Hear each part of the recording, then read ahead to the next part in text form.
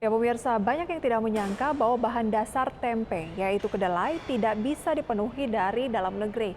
Bahkan untuk komoditas kedelai ini pemirsa, 90% kebutuhannya didapatkan masih dari impor. Bagaimana mungkin hal ini bisa terjadi di negeri tropis yang semestinya bisa dimaksimalkan untuk menanam kedelai? Indonesia merupakan negara dengan konsumsi kedelai terbesar setelah China. Namun untuk memenuhi kebutuhan kedelai tersebut, Indonesia justru banyak melakukan importasi dari Amerika Serikat. Tidak hanya itu, berdasarkan data, Indonesia ternyata juga impor dari Kanada, Malaysia, dan Singapura. Pemerintah memang terus berupaya untuk menekan impor pangan. Pemerintah juga terus memerintahkan agar ada penanaman besar-besaran untuk komoditas jagung, kedelai, cabai, dan bawang. Namun khusus untuk kedelai, tingkat importasinya cukup besar setiap tahunnya. Hingga saat ini importasi kedelai masih sangat tinggi. Target swasembada pangan yang dijanjikan pemerintah untuk kedelai hingga saat ini belum juga berhasil diwujudkan. Berbagai sumber, IDX Channel.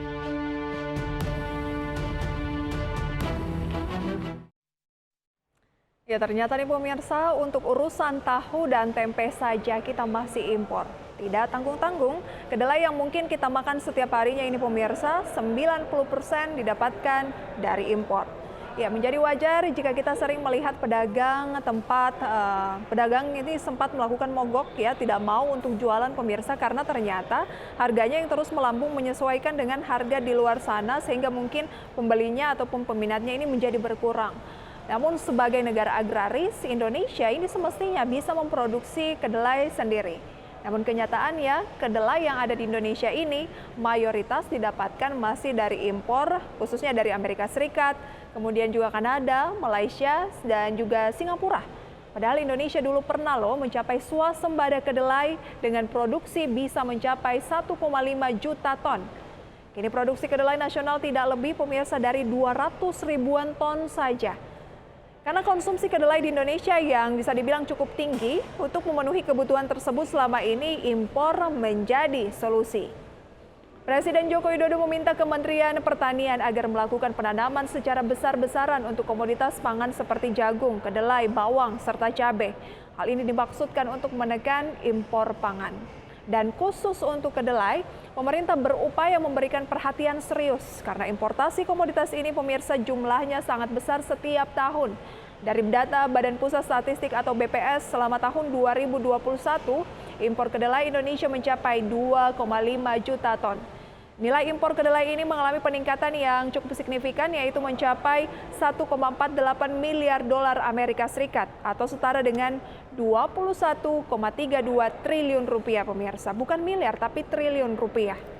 Realisasi ini meningkat 14,4% jika dibandingkan nilai impor sepanjang tahun 2020 lalu yang tercatat sebesar 1 miliar dolar Amerika Serikat. Untuk itu, Presiden Jokowi memerintahkan agar ada penanaman besar-besaran untuk jagung, kedelai, cabai, bawang. Tujuannya pemirsa tidak lain adalah menjaga kebutuhan dalam negeri dan juga sebagai upaya untuk menekan impor pangan. Namun persoalannya adalah produksi kedelai selama ini hanya sebatas 10% dari kebutuhan nasional. Kalau kita butuh 100% yang bisa dipenuhi oleh nasional, hanya 10%-nya saja, jadi ya 90%-nya masih impor. Dan pemerintah pun memproyeksikan produksi kedelai di dalam negeri ini hanya sebesar 200.315 ton. Sementara kebutuhan kedelai dalam negeri diperkirakan mencapai 2.983.000 ton pemirsa pada tahun ini. Dan jika melihat data ini tentu sangat tidak sebanding. Ada disparitas yang sangat jauh antara kebutuhan pemirsa dengan pasokan yang bisa disediakan dalam negeri. Karena itulah importasi terus masih dilakukan demi memenuhi kebutuhan kedelai nasional tersebut. Dan pemirsa, berdasarkan perhitungan data prognosa, kebutuhan impor kedelai pada tahun ini diperkirakan bisa tembus 2.842.000 ton.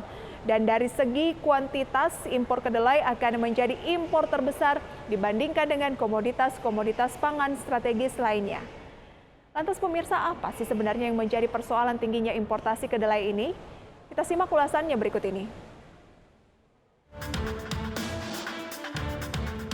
Sebagai negara agraris, Indonesia semestinya bisa memenuhi kebutuhan kedelainya sendiri dan tidak harus mengandalkan dari produk impor. Karena menanam kedelai bukan menjadi persoalan yang sulit. Rendahnya minat petani menjadi salah satu faktor komoditas ini banyak tidak ditanam. Apalagi harga kedelai yang tidak bersaing serta lahan terbatas menjadi salah satu faktor lainnya. Pemerintah telah menyiapkan lahan 351.000 hektar untuk lahan kedelai. Apakah persoalan akan selesai? Tentu belum. Karena perlu upaya untuk merangsang petani agar mau kembali menanam komoditas kedelai ini. Karena selama ini petani lebih tertarik menanam jagung karena harga jagung lebih tinggi dibandingkan harga kedelai. Berbagi sumber, IDX Channel.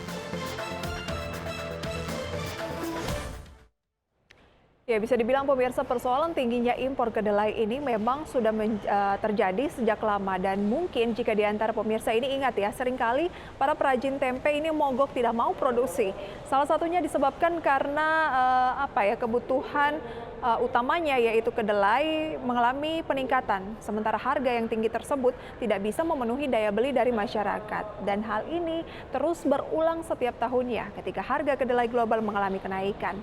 Karena itulah perlu dicarikan penyebab kenapa produksi kedelai nasional ini masih minim dan kenapa tidak bisa memenuhi kebutuhan kedelai nasional.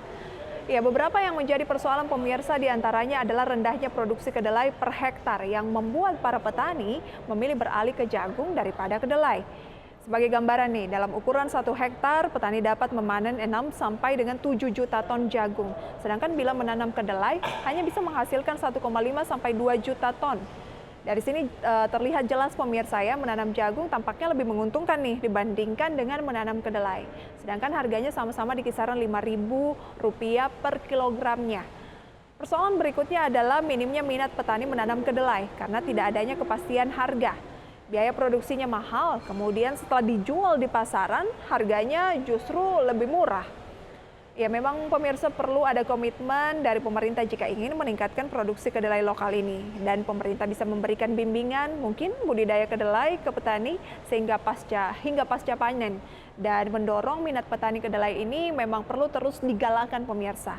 Misalnya pemerintah memberikan kepastian harga sehingga petani tidak lagi merasa khawatir harganya akan jauh di bawah harga pasaran.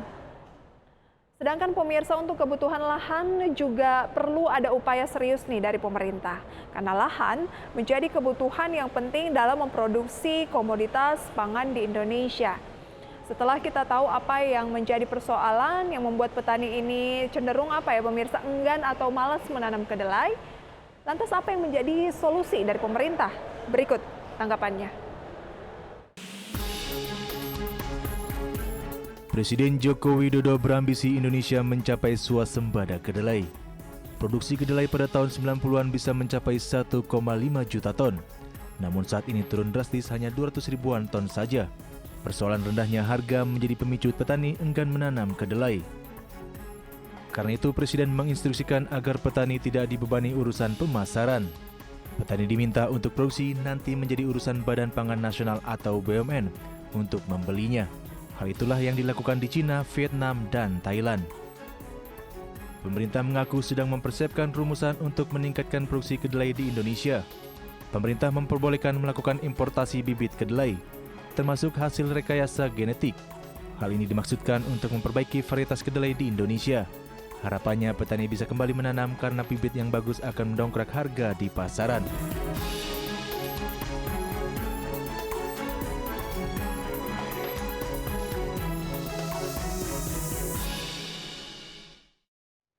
Itu dia pemirsa, pemerintah pun akan melakukan sejumlah kebijakan seperti yang baru saya disampaikan ataupun Anda simak dalam informasi yang baru kami tampilkan pemirsa, di mana untuk meningkatkan produksi kedelai dalam negeri ini pemerintah berencana untuk melakukan impor bibitnya. Jadi bukan hanya berbicara mengenai kedelainya pemirsa, tapi bibitnya yang memiliki varietas yang mungkin lebih unggul, bahkan apabila diperlukan menggunakan bibit produksi rekayasa genetika pemirsa maupun bibit impor tadi.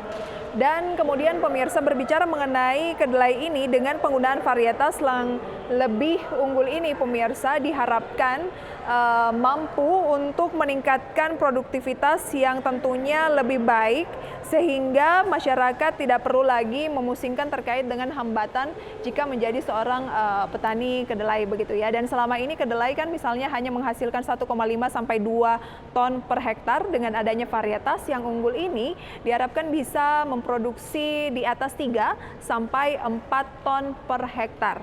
Sedangkan untuk mendorong minat petani untuk menanam gitu ya, pemerintah akan memberikan kepastian harga dengan menetapkan harga beli. Pemerintah juga mendorong badan usaha milik negara untuk membeli hasil panen para petani. Seperti yang dinyatakan oleh Menteri Pertanian Syahrul Yassin Limpo usai melakukan rapat terbatas di Istana Negara membahas perihal pangan ini. Berikut pernyataan dari Menteri Pertanian Syahrul Yassin Limpo. Memperbaiki varietas kedelai kita sehingga dari varietas yang baik menggunakan GMO kalau perlu, menggunakan bibit impor kalau perlu, ya, dan tentu mempersiapkan bibit-bibit nasional atau lokal dengan varietas tinggi. Artinya selama ini kedelai misalnya hanya 1,5 ton per hektar sampai 2 ton, diharapkan kita bisa dapatkan varietas yang mampu di atas 3 sampai 4 ton per hektar. Dalam posisi itu bahkan Menko akan menetapkan berapa harga beli yang harus ada sehingga ada kepastian harga dari kedelai yang Oke, kalau kita lihat pemirsa ya, 90% dari kedelai nasional ini masih impor. Ada wacana untuk melakukan impor bibit unggul atau varietas unggul dari luar negeri. Berarti akan ada lagi pengadaan bibit gitu ya. Ya semoga ini berhasil dan juga menumbuhkan minat dari para petani untuk menanam kedelai gitu ya. Dan selain itu, pemerintah juga sedang menyiapkan lahan untuk mengembangkan kedelai hingga 351.000 hektar yang akan mulai terjadi penanaman pada Oktober mendatang. Dengan adanya solusi ini diharapkan persoalan lahan bisa terselesaikan. Dan pemerintah juga telah menyiapkan anggaran 400 miliar untuk perluasan lahan pengembangan kedelai ini. Dan yang tidak kalah penting pemirsa seperti yang telah disinggung oleh Menteri Pertanian tadi adalah soal harga. Jangan sampai petani sudah mengeluarkan biaya tinggi, ketika panen harga kedelainya ini justru jatuh. Karena itulah akan ada rencananya penetapan harga beli oleh pemerintah agar petani tidak dirugikan gitu ya. Semoga minat ataupun juga komitmen dari pemerintah ini benar-benar terrealisasi, menumbuhkan lagi harapan dari para petani khususnya untuk menanam kedelai, sehingga meskipun belum mencapai swasembada kedelai pemirsa ya, tetapi paling tidak kebutuhan dari lokal ini bisa terpenuhi yang tadinya hanya mampu dipenuhi oleh petani lokal sekitar 10%, mungkin pelan-pelan akan mengalami peningkatan mungkin dari 30% pemirsa ataupun menjadi 50%, sehingga tadinya yang impor 90% ini bisa dikurangi ya. Dan semoga ini bisa menjadi referensi untuk Anda. Kami akan segera kembali dengan informasi lainnya usai jeda pariwara berikut. Tetaplah di IDX Conversation Closing.